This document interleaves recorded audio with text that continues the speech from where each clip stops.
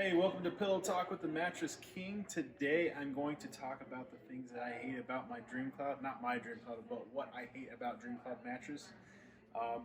Overall, we clearly floor their product. We support them, we love them, but these are the things that I dislike. For one, you can notice it never really came out of the box fully.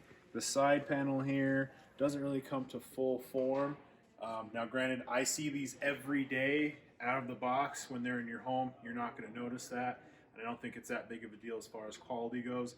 It's just that it's been put in this box, crushed, roll packed, and shoved in a box. Probably kind of difficult for everything to kind of come to full form.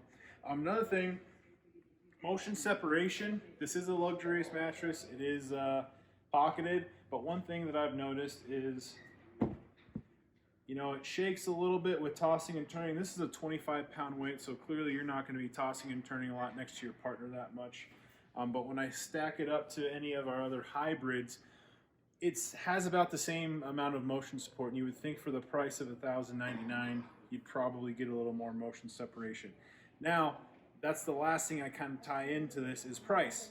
I'm not a big fan of $1,099, but I do understand they're using a cashmere blend for the cover. That's very nice. They have a 365-night trial guarantee and a forever warranty. Those things cost money, so if you're looking for something that you want a guarantee, especially for a year, you can switch it out. Great bed to get in your home. But if that's not a big deal to you, you just want a nice hybrid mattress, you could probably get in the $700 to $600 range for something of similar quality. Maybe you lose a cashmere cover, some foams like that, but in general, those are the three things that I dislike. Motion separation, doesn't come to form on the side, and the price. But again, big advocate of Dreamcloud. We love Dreamcloud, love to have them on our floor, and that's really all I have. So that's Pillow Talk with the Mattress King. Don't forget to like and subscribe, and I'll see you guys next week.